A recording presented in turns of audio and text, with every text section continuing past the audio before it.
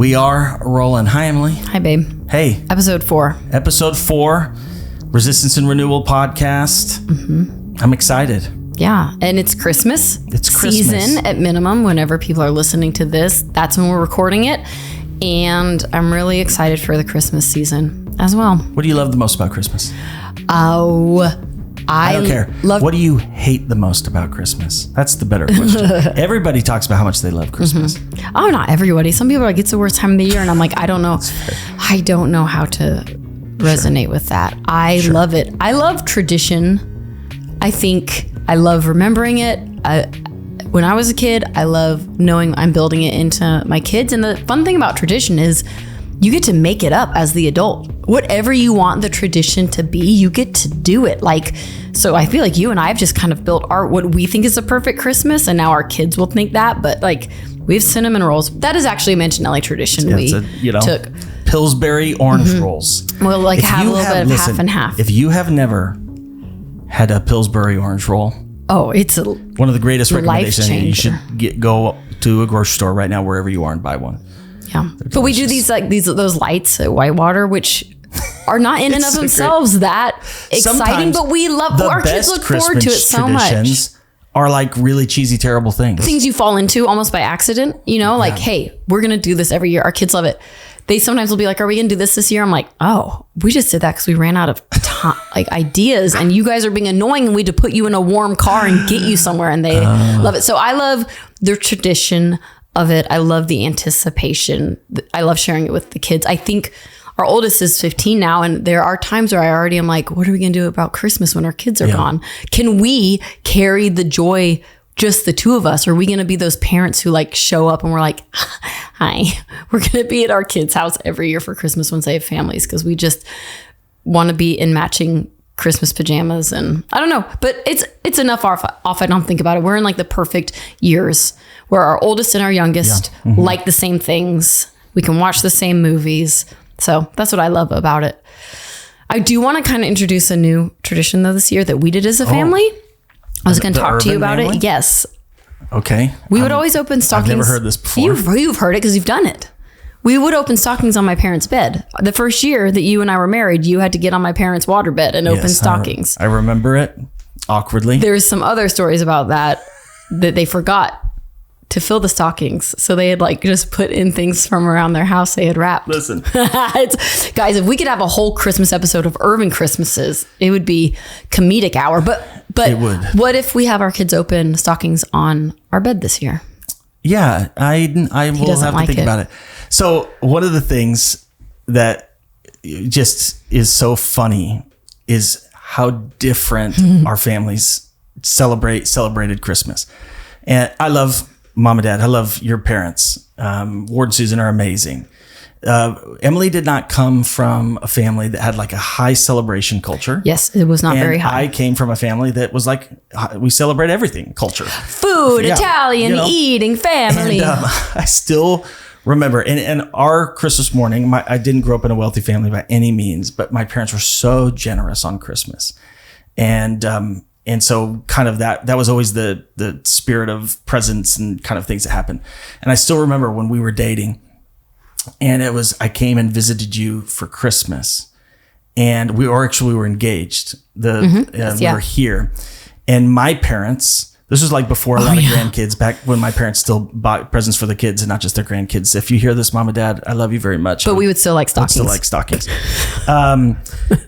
They sent all of the presents they would have bought for me. They were very excited about their new up and coming daughter-in-law. And so they sent Emily a ton of presents. And stockings. And they sent this massive, my mom bought oversized stockings to stuff with. My favorite part of real Christmas presents. is your It wasn't even just garbage. It was real presents. Bath and Body Works. They are all, and when I remember the moment, Christmas morning. Because 2 of my siblings were still in high school at home. So it wasn't they were all adults. They were still kids expecting presents. Sitting there.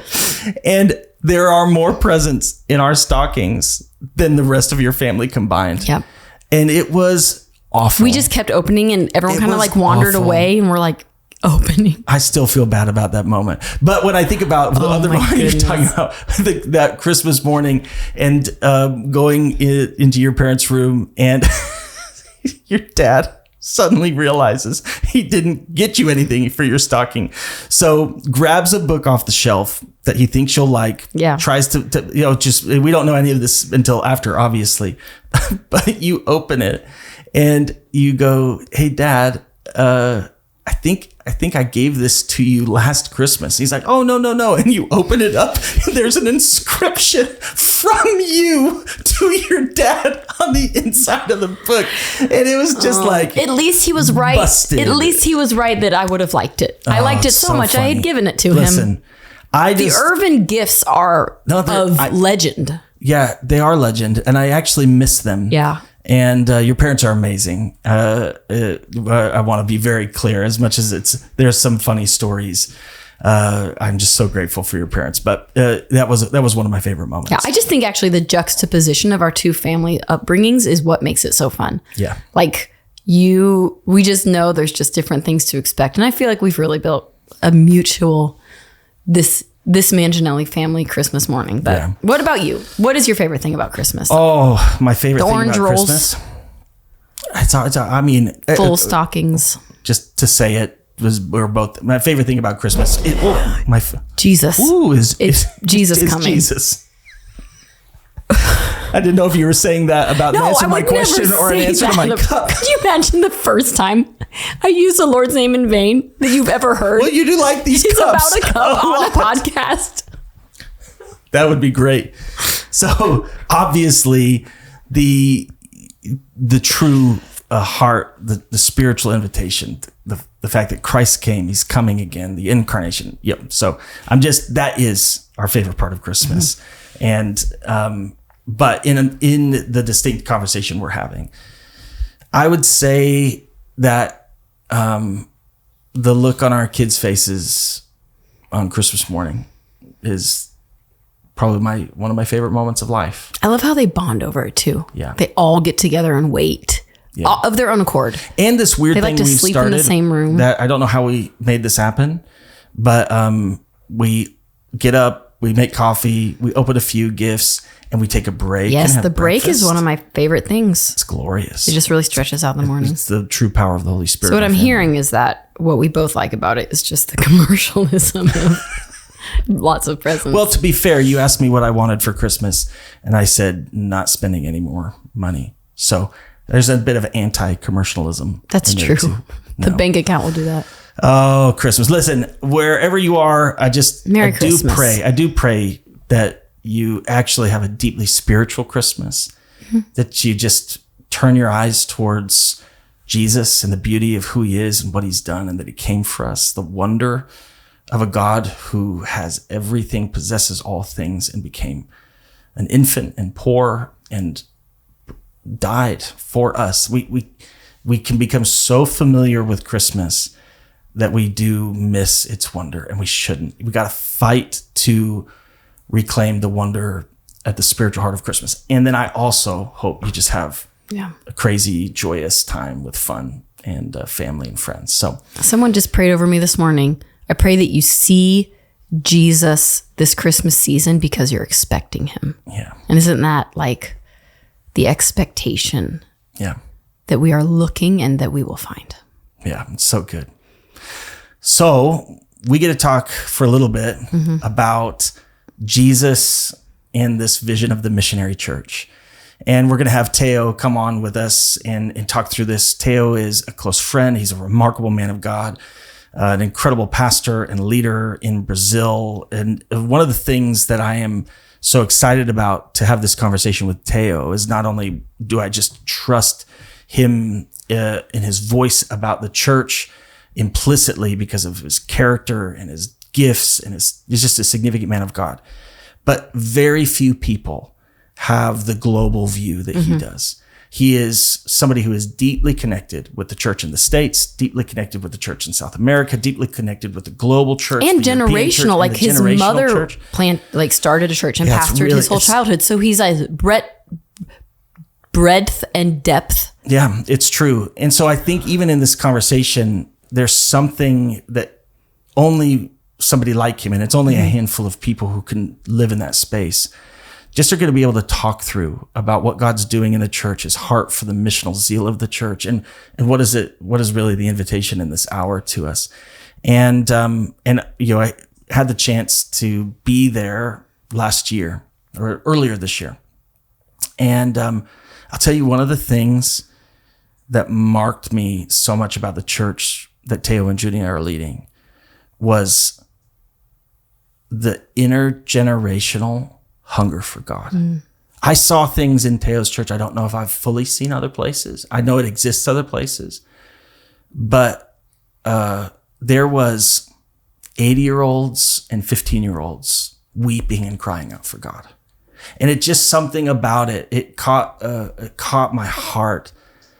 Even there's so much about what God's doing in this season. So I just believe that even as we talk about what God's doing in this season in the church, there's such a significance in what Teo and Junia are going to bring in the conversation. And I just know our heart is to see the church flourish in its fullness. And there's so many conversations to have about the church. So many conversations I think we will have. I think for 2,000 years, I mean, the conversation about the church has happened and will keep happening. Yeah. But I think that the first conversation we get to have about the church is I think about the heart of what God's doing right now and what his invitation is right now. Because I often think we minimize how much the leadership of Jesus is in the moment with us. And there are lots of things we need to process about the church, but probably where we need to start is what is the Lord's desire for the church right now? What is Jesus doing in the church right now? What is he after? Because I think if we get his priorities, it's going to be able to help lead us into everything else. And then what's our response? Yeah. How do we respond to the leadership of Jesus in the church at this moment as pastors specifically, and then just as believers? Yeah. I'm in. You ready? Right, let's do it. All right, here we go.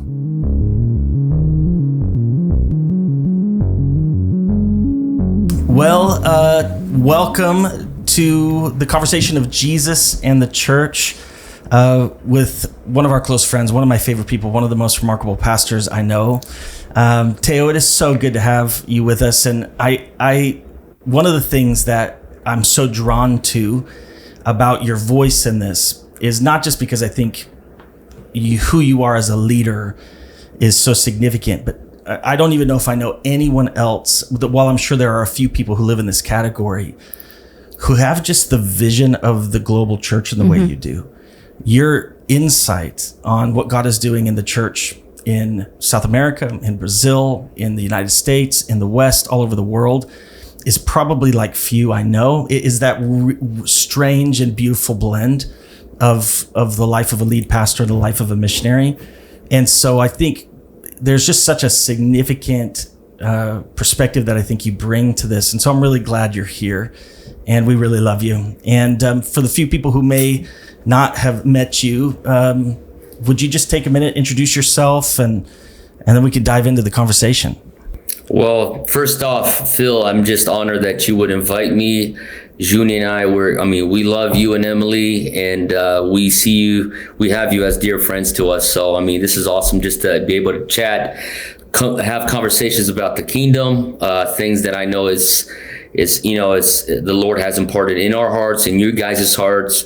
And I appreciate your generous introduction there. But real quick, man, I like Phil said, for those that are watching that don't know who I am a pastor. My wife and I, Junia, we lead a church in São Paulo, Brazil. We've done mission work. We're leading also, besides the church, a movement that began as a movement to reach university students in Brazil, and then that kind of spread out to different nations. The church itself also has become a church planting movement with churches in Europe, Latin America. Recently, we just planted 2 churches, one in Miami and Orlando. Right. Those are our first U.S. plants. It's amazing. And so our heart really is to see a generation mobilized for the Great Commission. I know that, it's for us, if I could just boil it down, our passion is to see Great Commission in its fullness, which we see it as revival unto reformation. So I know we're talking the same language, and I think that's kind of where our connection began, is just talking about, we want to see revival, but we also want to see nations discipled. And what does that look like when we're leading Gen Z, we're leading millennials, and even people that are, older than us, because we really see it as multi-generational, multicultural. So anyways, multi-spheres. Yeah. So this is cool, man. I'm excited for our conversation. Thank you for having me. And just hearing you talk, I'm like, yes, that's what I want to give the rest of my life to. The thing, Teo, that I love about you and Junia is, so many things, but what stands above everything else about you guys. And it kind of came up when we were chatting before this, but that I think there's kind of this idea that when you reach a certain level of influence, or of you have global influence, and people know who you are, and they want you to come minister to them. And there's this idea, whether it's in us as pastors, or what people perceive as pastors, that you reach a certain level and then you don't have to do the hard work anymore, the hard work of sacrifice, the hard work of suffering. There's certainly a weight that comes to that much responsibility that is always going to be heavy, but kind of I'm beyond.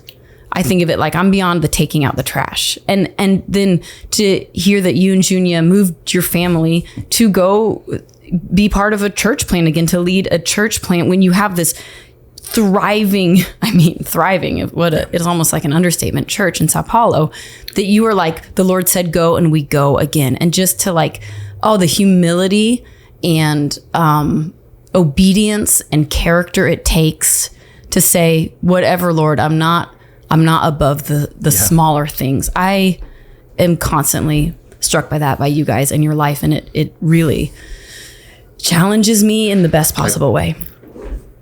Yeah. Well, that's super cool that you would say that, Emily, because I think that what we share is a similar DNA with you guys when we talk about YWAM. Mm-hmm. So I just kind of look at this and I'm like, at the end of the day, this is kind of like what we would do when we're looking at missions and the Great Commission. You see a place that needs to be reached, you just go there. You try to reach it, and you try to partner with the Lord with whatever God is doing there.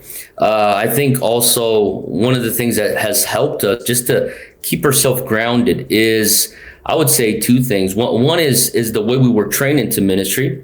And the other thing is the bad experiences we had in ministry. Unfortunately, you just kind of see, you just have people come in and you are sharing stages with different people that have a different view on ministry. And when you see a celebrity mentality that unfortunately I think has creeped into the Western church, that just takes out the simplicity and the purity of the gospel. And when the simplicity and the purity kind of is taken away, you don't have the essence of the power of the gospel, and you kind of slowly substitute it with a bunch of strategies and stuff that we've talked about this before. But I would say, just surrounding ourselves with people that are not impressed with us, and just see it this summer my mother was promoted, passed away, was promoted to glory. And just to have my mother with me, even when I began ministry, and she just never was impressed. I was telling people, one of the things my mom did, even while I was preaching, was she would take notes of everything that I was preaching, but she would also have another side notebook that every time that I said something that grammatically, my grammar was off, she would take notes. It's a godly trait, Phil. Theologically was wrong, she would also take notes. So, and she would just, as soon as I was like, ministry time, everybody get up, let's pray, we're wrapping this thing up, she would just get up and she would just wait on the side of the stage in front of the whole church. And as I came down the steps, she would just hand me the note and say, that was a great word, just work on these points. Wow. So, that's amazing. You have people at the altar weeping, whatever, and she's right there, right next to the steps, waiting to give me that note. So I would say just being surrounded by people that really love us enough to tell us how it is. Yes. And so just true. keep the gospel simple and pure. That's how, I feel that it's been a gift. So it's been a gift. It's kind of how we were taught, and we're trying our best to keep that. And just, when we embrace new challenges, like you mentioned, we're out in the northeast of Brazil, and typically the northeast is the most impoverished place of Brazil. And we're from Sao Paulo, which is the wealthiest city in the southern hemisphere of the world. You're changing. It's like a culture shock, and just it feels like a mission trip that's lasting a year long in outreach for us.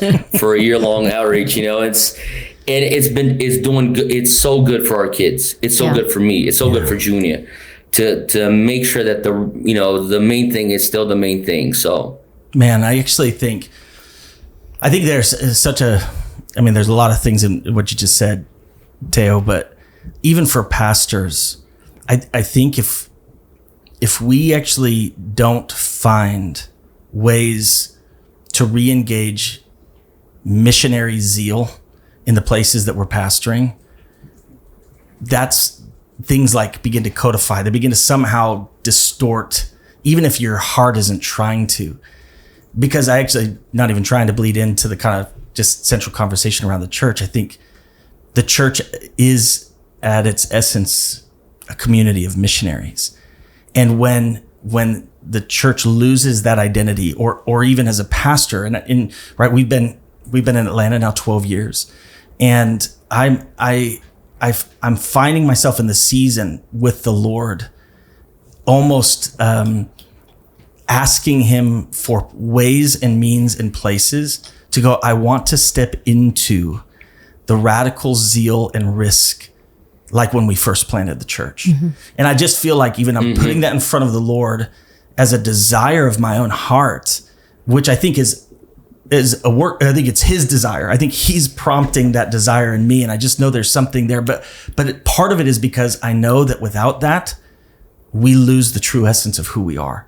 If we are not constantly coming to the table, I want to lead the square as if I snap my fingers. Emily and I were in a random city and we were called and we were there with our family and we were setting up shop to build the kingdom. What would we do? We would share the gospel. We would lead people to Jesus. We would make disciples. We would begin to gather. We would care about the poor. We would expand the kingdom. And it's somehow, as the church begins to grow, gosh, how easy it is to let all of the needs just become these layers that can just bury you. So I even just, for any leader, for any pastor who's listening to this, just may you even allow the Spirit to audit that part of your own heart and kind of reclaim that. And so I want to kind of ask Teo, I want to ask you this, Emily, I would love to ask you this, but I think we're just in an interesting season as a church, global church, Western church, South American church. There's so many things that are happening in the things that we've talked about so many times just in our friendship of, we have so many leaders that are struggling, so many fathers who either pass or fail, or there's just tension, there's political tension, there's just so much happening. And I think it's a season where we need the church, we need the true church so deeply.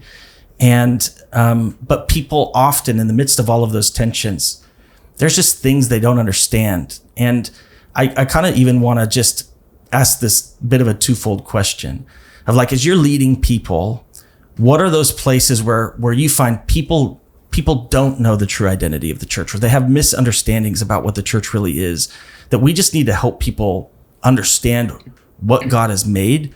Like, where do we just need to help people have a greater understanding of what the church really is? And what do we as pastors need to actually reclaim to see the church flourish? And so I think those kind of questions interlock, but I'd love to hear your thoughts on that, Teo. Yeah. I think that the way that we've been living Christianity, and I would include myself when I say this, the Western way of living Christianity. I spent 11, 12 years in the West or in America doing ministry or involved in ministry somehow, either studying or leading something. I would say this is one of the things that I've seen that I wish that would be a little bit more present, is understanding the blessing of persecution. Yeah. So when we're in America, or you can say Europe or Western Europe, or and then countries like Brazil, Argentina, Colombia, that have experienced moves of God, and there's mega churches and so many people, and it's I would say primarily because of the fruit of American and British missionaries that were sent to this region of the world. So we kind of inherit that way of thinking of Christianity. And you start talking to people in Central Asia, you start talking to believers in the Middle East, and you start realizing, hey, I know that I'm in a different part of the world, but the way that I'm seeing my faith is very different from how you see your faith. Mm-hmm. And so I would say that, having a global, multicultural point of view of the gospel, it just helps to equalize and balance our hearts. I would say that, with technology today and social media and the ability to be able to stream services so easily, pre-COVID, mega churches had their services streamed. But post-COVID, you hardly can find a church that's not streaming their services. Whether you have that consciously or unconsciously, there's this expectation of performance to the pastor, to the leader. And before you know it, you're actually looking at yourself as a communicator. You're looking at yourself as I would say a performer for the worship leaders.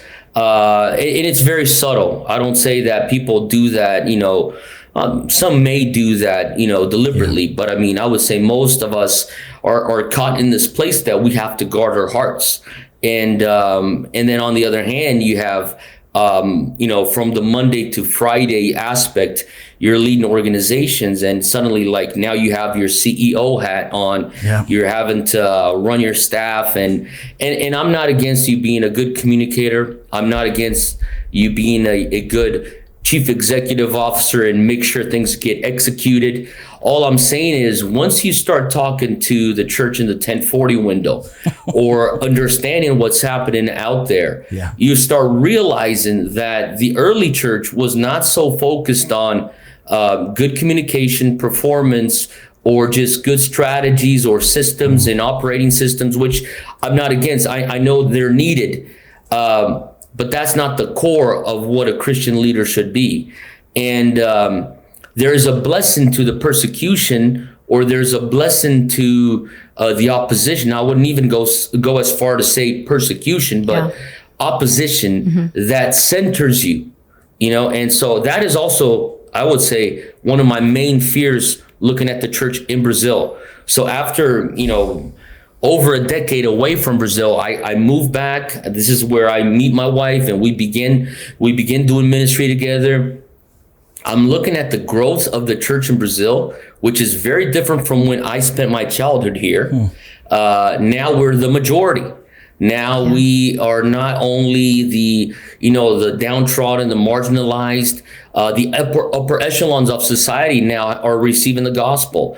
Now I would safely say there will not be a future president of Brazil in the next 3-4 decades that will be elected without the evangelical vote, because evangelicals represent such a big chunk of population today. So with vote comes with the power of voting, you have power. You have you're looking at the money, the tithing and the offerings. And so I'm looking at that and I'm thinking the abundance might actually kill us. Wow.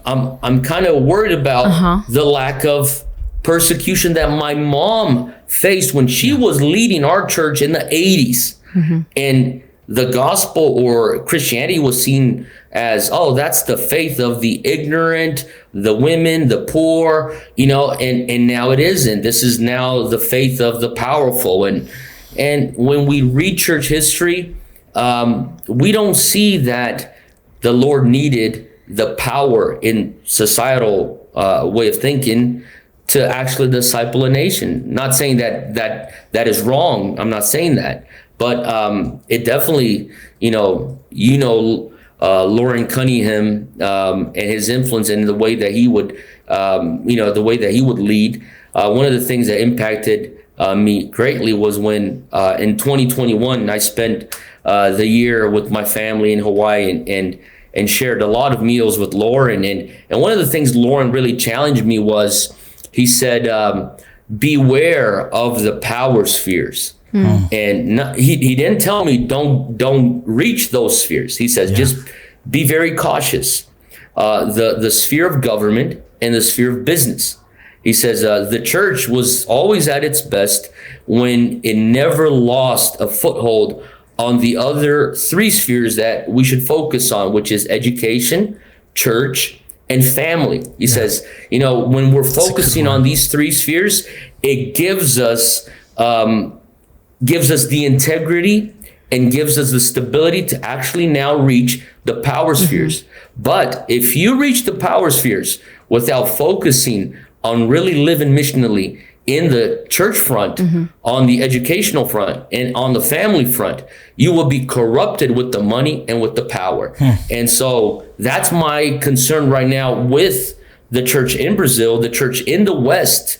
America has been, Christianity has been reaching the upper echelons of society for, maybe 2 centuries. And I see that the moment that America is not focusing so much to live missionally, it kind of weakens the church. And so I would beware of that, because persecution, to finish off my train of thinking, has a way of equalizing our hearts. And I think it's a blessing, a blessing in disguise. Yeah. Wow. I mean, there's just so much I could talk about just going off of that. I just think it just brings to mind when Paul's writing to Timothy right before he knows he's going to die. And he's like, he's in jail. He knows he's going to die. He's alone. He's, people have either abandoned the faith or he's sent them to go pastor other churches. And he's like, please bring me my cloak. Like, he's cold in jail. And then it parallels with Hebrews 11, where it talks about like people of faith did great things, but then it ends the people of faith who were killed and the world wasn't worthy for them to walk. And that we have this idea that, and maybe this is a misconception non-believers would have of the church in the West, of like this, to be a Christian is to be safe, healthy, happy. And we see that to be faithful to Jesus, sometimes you end up alone in a prison cell, right, like Jesus. And that if our reputation as the people of God, as the church, is that you come here and your problems are fixed and you're better set up, then we aren't showing. I mean, Jesus is the rescuer, not our resources, our finances. And so there is hope for their lives in the church through the person of Jesus. But that if we are not willing to suffer for the gospel, then we're not being faithful to what the gospel offers people. Yeah, and I don't even think maybe we understand the fullness of what the gospel is. And I think the power of what Teo, I think you're sharing, connected to what Emily, you kind of bridged the two, is that because when you're facing persecution or opposition, in essence, there is this resistant force against your faith or the expression of your faith. But the power of it is it shapes you to become like Jesus. Yeah. That's why the persecuted church globally, historically, thrives, because Jesus really is that glorious. Jesus really is that victorious. The power of Jesus really is that transformative. And when there is that much resistance, that means the church becomes more and more and more like Jesus, trusts him, empowered by him. And I think what what I see, and I see this, Teo, I see this in the States, I see this in our church, I see this in my own life, that when you have to, it's not that that shaping power can only come through persecution, but if it doesn't, But part of it can only come through persecution. Suffering, for sure. Yeah, I think suffering for sure. But you have to choose it. You have to choose to be somebody who allows the power of the gospel to shape you. And I think that, and it even, because to me, what this speaks to is what we don't understand about the church, what the average believer doesn't understand about the church, what we can so often miss is the invitation to the church is actually not for me to find that dream life. As much as I believe God's a good father and he loves to bless, I'm not a poverty gospel person, but I am the greatest expression of the church is Christ crucified on the cross, looking at his enemies who were murdering him, saying, Father, forgive them. This idea that there is a world worth saving, and if it costs me my life, because that's what my Father believes. My Father believes that. And Jesus is fully innocent, right? We think, I'm willing to lay down my life, but I still want the reward for myself being good enough. Like I will sacrifice, but I also, but like to sacrifice in the face of not having a reward for your own works. And I think that it just, how little I think we actually understand or help people understand that actually the invitation to the life of the church is that invitation into kingdom ownership. And I mean, I feel conviction talking through this right now for sure, but I've talked through this recently with our church, but it's even connected to the season we're in I mean, the times I go, hey, I want you to know you are going to stand in front of Jesus one day. And you're not going to be able to say, you're not going to be able to pass anything off to anyone else. That you are going to be accountable for the stewardship of the gospel. And we just need to reclaim that being part of the church is, I am a missionary. I'm a kingdom citizen. I've been called to the nature of the gospel. And we got to equip people to take that step. We have to equip people to take that step. I think that, sorry, I'm just having so many thoughts. No, I was thinking a misconception about the church is that they will do the work for you. And like the church won't do the work for you. Yeah. It exists to serve and bless, but it will not take accountability for your decisions, your sin, your faith, your missional zeal, your prayer life. And Teo, I don't know if you guys have noticed this, but I have found that there's almost some kind of like symbiotic effect where people who take the radical call of the gospel seriously seem to, God just works out their maturity. He brings blessing into their life. He moves in sanctification and consecration. It's almost like this one decision opens the door for all of the other things that the Spirit wants to do in people's lives. No, for sure. And like you said, it's not like we're preaching a poverty gospel, but I think it's Christianity. There's so many paradoxes. It's a faith of paradoxes.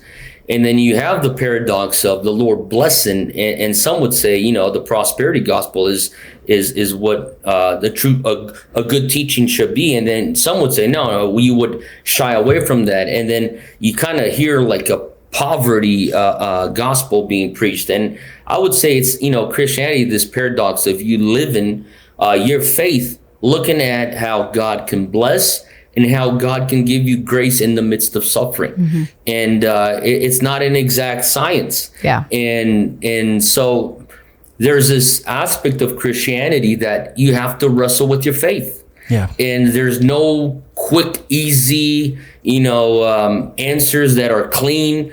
And so I can really appreciate, when you find brothers and sisters that are in a faith community just wrestling with their faith and not, contracting or delegating it to the pastor. Tell me, what to do, and I'm not talking about an independent spirit. I'm just talking about a self-responsibility spirit where they're saying, I'm going to wrestle with my faith. I'm going to get there, And I feel like that at times we have a lack of that posture amongst the people that we lead, because we might be communicating that with our words. However, the ethos of the church is like a mall, like a consumer mentality, right? Yep. So you come to church to get something, and whereas for you to really be able to wrestle with your faith and live this faith of paradoxes, it will take a setting that is more like a tribe and more like a family than a shopping mall. Mm-hmm. Yeah. And I'm not against you having an amazing coffee shop at your church. We're actually finished remodeling our coffee shop. It's super cool coffee shop. We're working on our bookstore. I mean, and we're trying to make things comfortable, and that's great. But what I'm saying is, at times, it could be subtle, like I mentioned before. But we might be teaching a consumer gospel, and we may say it's not a prosperity gospel that we're teaching. Yeah, but you might unconsciously or indirectly stimulate a consumer spirit. Yeah. So Teo, And so, yeah. I was just gonna say, so as a leader, as a pastor, what are we doing that subconsciously is teaching people that? Is it like a kind of this false idea of having too much responsibility over people and not trusting Jesus as much? I mean, taking sin out of it, like arrogance or pride, like what would maybe a common thing that leaders are doing that they don't recognize is actually producing a consumer spirit in their people, because they're trying to be faithful, but they're just misconstruing their leadership? Yeah, well, I would say, even the way that we are, the liturgy in our services, this is something that I think about. If someone can come into our service and not have to talk to anybody, get their seat, Yeah. and receive what they need to receive, and get up and leave, I'm thinking, how much is this a spiritual family, a spiritual tribe, or how much is this a theater, or an entertainment, a good, positive Christian entertainment? I think that when we talk about, living church and really wrestling with issues, it takes a community. And so I'm thinking, I'm not against, like I said, making things comfortable, but I am in favor of making things pro-community. And one of the things that I see is, if our services don't, so you asked about something very simple. If you don't have any place in your service where you're having people pray with people that they don't know, people greet people that they don't know, people encourage people that they don't know, then I'm thinking, are we actually inviting people to leave their comfort zone? Because if I'm just making it very convenient for them to come, sit down, get up, and not eat. If you want to sing, you sing. If you don't have to. And then just go to the parking lot, get in your car, and go live your life. I don't see that as a Christianity or a liturgy that will actually take you deeper. I'm not saying that if that's your liturgy, the Christians in your church aren't deep. But what I am saying is, we could work on a ethos or a culture where we're really doing this as a family, regardless of the size. Yeah. And you could have small groups in there, which is an awesome strategy. But I'm thinking, we need to think more. I feel that especially the younger generation, they're looking for a place to belong and not necessarily just get information, because they're going to get a lot of information over YouTube or over whatever platform they're getting their social media feed from. But they're coming from broken homes and they want to connect. And I feel the church needs to be this place, like when we read Acts 2, go towards the end of the chapter. They're going from house to house, breaking bread, and the generosity there was was spontaneous. It wasn't something that was, as some even left leaning people would say, oh, see, we see socialism in there. No, it wasn't the government telling them you need to share everything you have. No, it was out of a conviction of their own hearts, their faith. And so I look at Acts 2 towards the end, like verse 42 to the end of the chapter. I'm like, this is a good model for us to try to replicate in a postmodern world. It is a challenge for sure. No, and I think so many things that of significance in that, but I think this idea of recognizing we live in a content saturated world. The church has to offer something more than that. And so I think one of the things that we're talking about that is so clear that I see God doing in the greater church everywhere is this return both to the simple gospel and a return to the purity of missional zeal. And and so I would love to, when we would talk about this moment right now, and I'd love to ask this of you, Em, and of you, Teo, of when you kind of have this greater sense of what is God doing right now in the church? What is he after right now in the church? God's always after the whole thing, but there's these timely things, right? There's this way that God says, in this moment, in this hour, I am prioritizing this in the heart of my people. And I think it's important to feel like we can see it. And so I would love to hear from both of you. What do you see are the priorities of God for the church in this season? I think since maybe right before COVID, around 2020, it seemed like a mark in time. Obviously not just the pandemic, but just in the church, like just this shaking, right? This shaking of anything that can be shaken will be shaken. We saw that through COVID and how churches responded and how people responded through, specifically in America, the political tensions that has happened over the past 4 years. We saw tons of, like you said, church leaders fall or at least get exposed for things that had happened in the past. And it was like the Lord is not like the Lord will prune. We hate believing that verse. Yeah. Like there are branches that will get cut off for the health of the ones that remain. And, we don't have time to go into like theological and all of those different things that God's heart is for all men to be saved. Like that is his heart. But there's this, he will be severe with, I've just been thinking about this lately, like God is love, but God is also severe because sin is severe. Yeah. And the true cost of sin is so much more terrible than we even know. Yeah. That when he comes to his church with a severe discipline, a severe exposing, that we have to know that because his nature is good, that is a good thing for us. So that's what I can see looking back. I don't know what I see looking forward. I feel like, to be honest, my vision is a little cloudy on you and I have talked about this in our marriage relationship. Like, what are the dreams for the future, even of our families and like our church and the American church and the global church? I feel like I don't have a vision for it, but what I do feel like is that there's the pruning only comes for new life. Like there has to be new life somewhere on the horizon. And maybe part of like what I need to be contending for is, where do I see that new life and invest in it? Yeah. And I want to hear, Teo, from you, but I actually think there's a part of that is what the Lord is doing, where he is, I think, hiding the future in himself.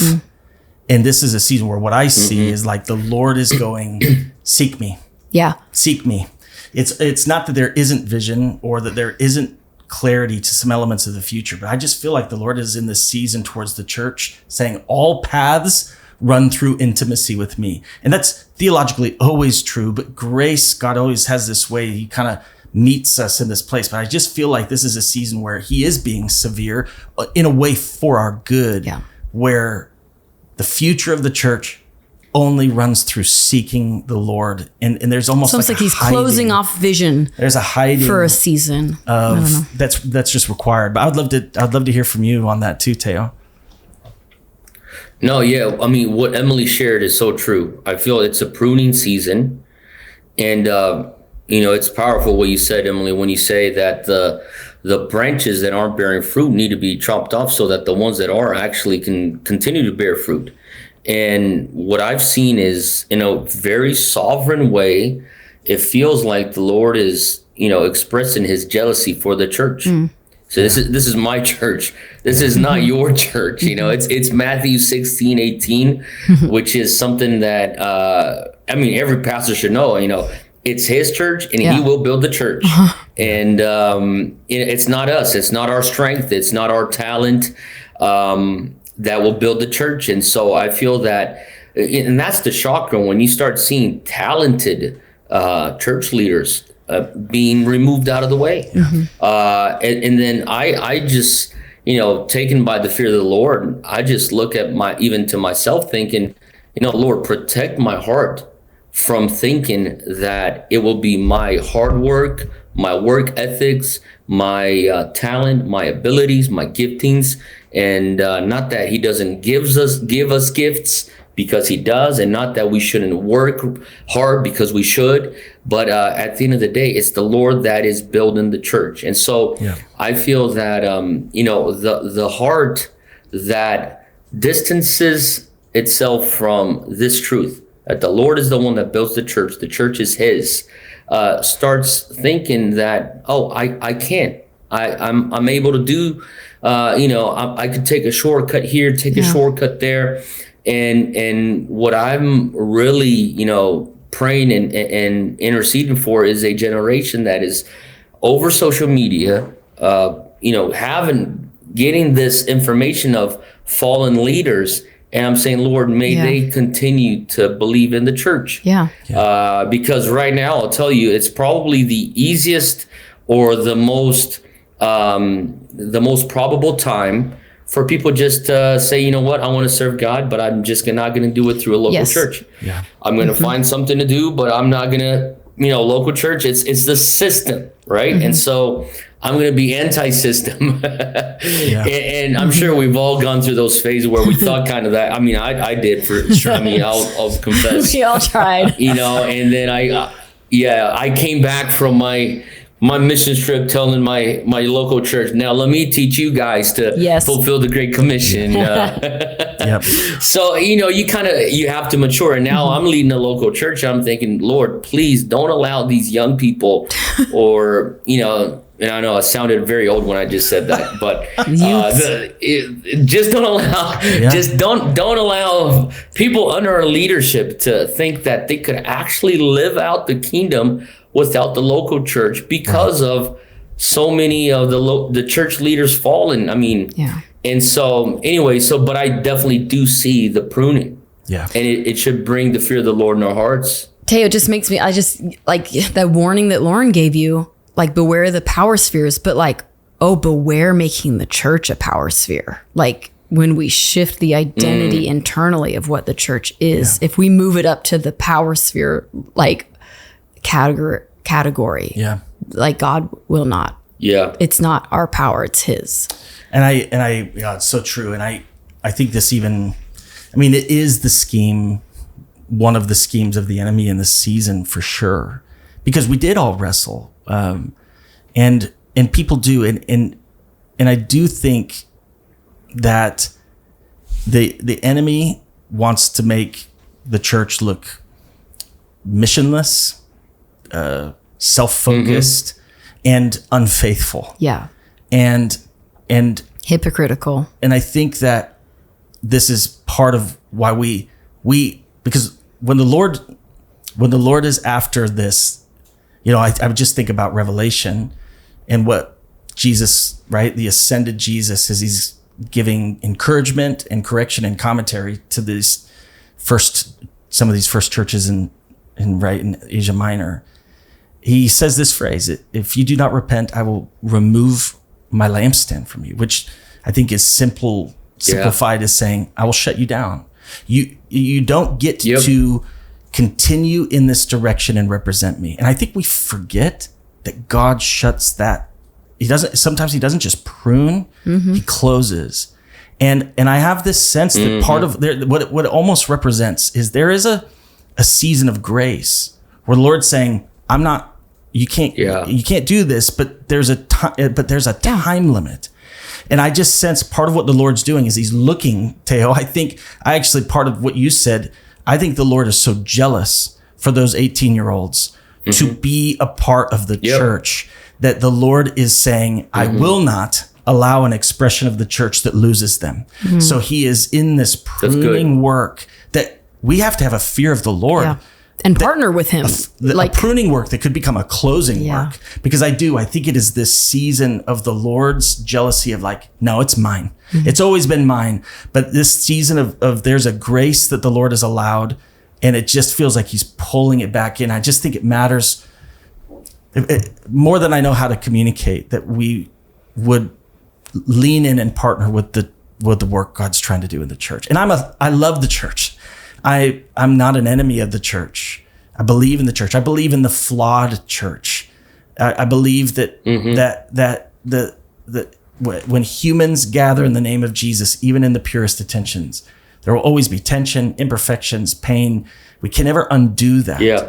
But I believe that when we rightly understand how the movement of the gospel is centrally located into the life of the church, we can never imagine a life without it. No, I was just saying, for me, I just kind of see it as a progress that, not a good progress, but I mean, this is kind of what I've seen. Maybe you've seen the same, or maybe it's just different here. But what I see is church hurt usually happens because one of the two things: people that are being hurt aren't really being discipled, and the ones that are really hurting people aren't really living out the true essence of the church. So church hurt happens, and then people will say, you know what, I really believe in Jesus, I believe in the Lord, I just don't believe in the local church. So I'm going to live out my faith outside the church. So you have this movement of the unchurched Christians. And unfortunately, it has been going on for a while already. But now I'm starting to see the movement, which is also not anything new, but it's kind of obvious that there is this progress or this progression that you get hurt in the church, and then you become a Christian that's unchurched to become an evangelical, right? Where you say, now I'm leaving the faith.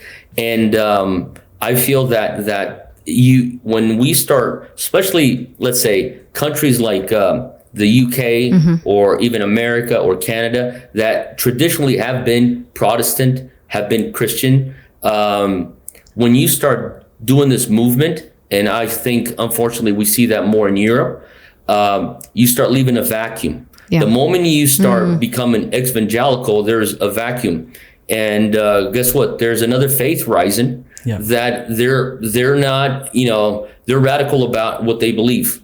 And they're very quick, and I'm starting to see they're filling in that vacuum, and so how do they get there? It's like, well, we're doing this movement, and we're leaving empty spaces in society. And so I think that when we're looking at living the essence of the church, I've been telling even my church body where I lead, I say, we have elections either every 2 years with the state elections and mayor, city elections. Then we have federal elections. So it's like every 2 years we have this discussion.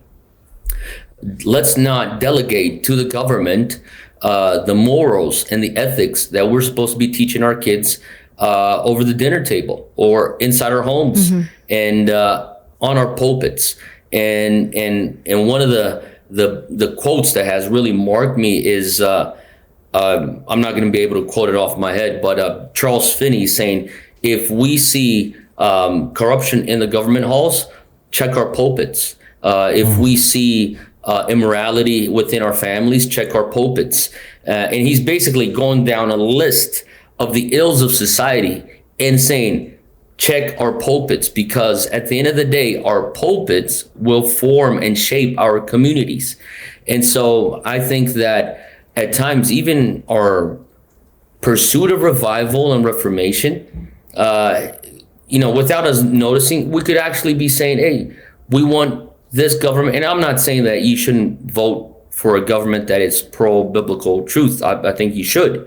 But what I'm saying is, may that voting for pro-biblical values not exempt you from doing discipleship work from the inside out. Mm-hmm. And I think that is the essence of the church. Yeah. It's a group of people that have been living the gospel on the individual basis, then onto their family basis, and then onto societal basis.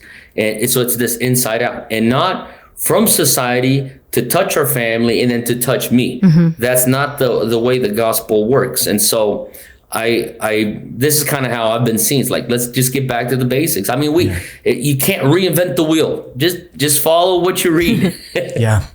No, and I think what's interesting about, right, we had a kind of a handful of guiding questions the three of us looked at before, but the kind of even the natural way that this conversation went, I just feel there's a uniqueness to it. And what I'm